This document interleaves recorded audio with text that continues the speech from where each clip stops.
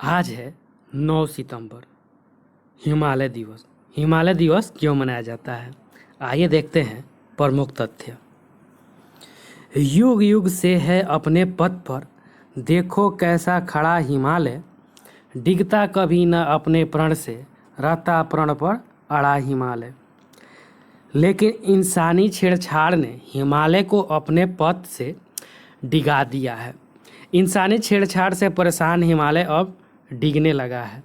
केदारनाथ में आई आपदा इसी का उदाहरण थी। देश के पर्यावरण को संरक्षित करने में हिमालय की अहम भूमिका है।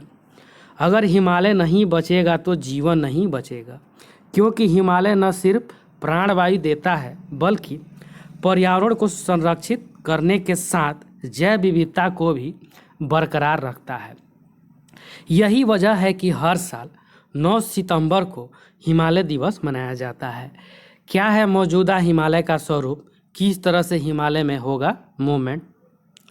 हिमालय का स्वरूप टेक्टोनिक और यूरेशियन प्लेटलेट्स के मूवमेंट से जुड़ा हुआ है। वैज्ञानिकों का मानना है कि हिमालय और अधिक ऊंचाई तक पहुंचेगा। हिमालय न सिर्फ उत्तराखंड के लिए बल्कि दिल्ली और आसपास के जनमानस के लिए बहुत ही महत्वपूर्ण माना जाता है। हिमालय बचेगा तो हम बचेंगे। हर दिन हिमालय दिवस मनाने की ज़रूरत क्यों है? हिमालय पर पैदा होने वाली जड़ी बूटी भी न सिर्फ दवाइयों के काम में आती है बल्कि पर्यावरण को शुद्ध करने में भी इनका महत्वपूर्ण योगदान है। शायद यही वजह है कि वैज्ञानिक भी मानते हैं कि हिमालय पर्वत हमारे वातावरण के लिए एक माँ का स्वरूप है। ऐसे में हिमालय संरक्षण के लिए हमें सिर्फ एक दिन हिमालय के संरक्षण का संकल्प नहीं, बल्कि जिस तरह से एक वैज्ञानिक साल के 365 दिनों को साइंस डे मानकर अपनी रिसर्च से जुड़े रहते हैं, ठीक उसी तरह हिमालय को भी हमें 365 दिन हिमालय दिवस के रूप में मनाना चाहिए और हिमालय के संरक्षण का संकल्प लेना चाहिए। हिमालय दिवस क्यों मनाया जाता है? उत्तराखंड सरकार प्रतिवर्ष 9 सितंबर को हिमालय दिवस के रूप में मनाती है।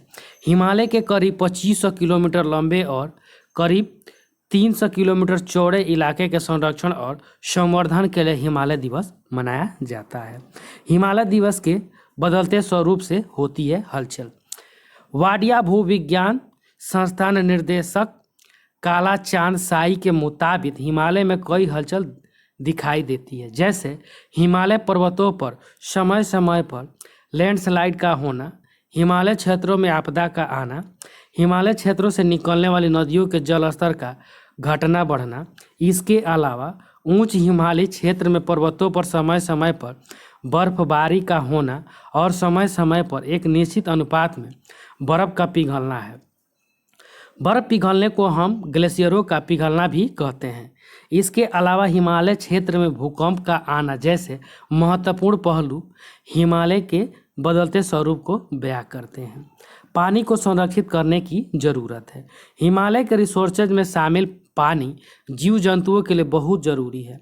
मैदानी क्षेत्रों में करोड़ों लोग हिमालय से निकलने वाली पानी का ही इस्तेमाल करते हैं। हिमालय से निकलने वाला पानी सिंचाई और हाइड्रो पावर के लिए भी उपयोग में लाया जाता है। ऐसे में हिमालय के पानी को भी संरक्षित करने की ज़रूरत है। इसे संरक्षित करने के लिए ग्लेशियर, नेचुरल स्प्रिंग्स आदि पर ध्यान देने की ज़रूरत है।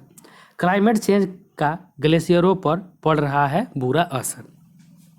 मौजूदा समय में जिस तरह से क्लाइमेट चेंज हो रहा है उसका सीधा असर ग्लेशियरों पर पड़ रहा है। उत्तराखंड और हिमाचल प्रदेश दोनों ही जगह के ग्लेशियर पिघल रहे हैं। इनका आकार दिन प्रतिदिन छोटा होता जा रहा है। ऐसे में जब हिमालय के संरक्षण की बात करते हैं तो मुख्य रूप से इन बिंदुओं पर भी फोकस करने की ज़रूरत है।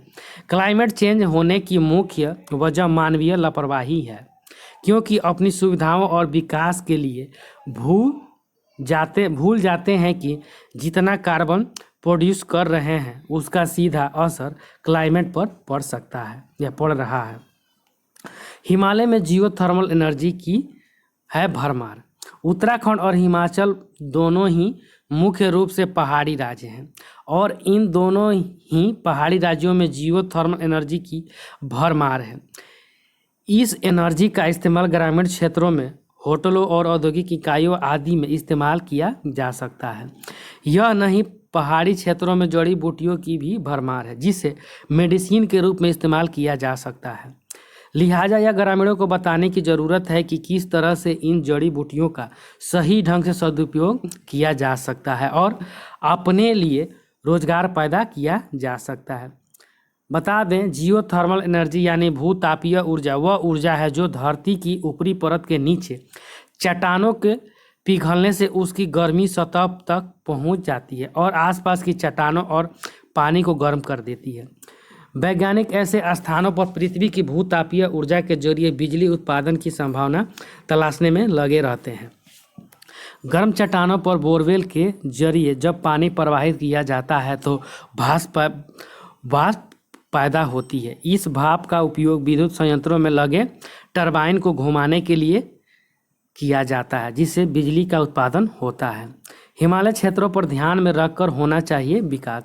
हिमालय क्षेत्रों में भूकंप, भूस्खलन और बाढ़ आना आम बात है और इसे कभी भी रोका नहीं जा सकता, लेकिन पहले ही से ही स्टडी कर इस बात को बताया जा सकता है कि कौन कौन से क्षेत्र भूस्खलन, भूकंप और बाढ़ के लिए संवेदनशील है। लिहाजा इन बातों को ध्यान में रखकर अगर विकास किया जाता है तो वह विकास प्रकृति को ध्यान में रखकर किया गया विकास होगा जिससे नुकसान भी नहीं होगा।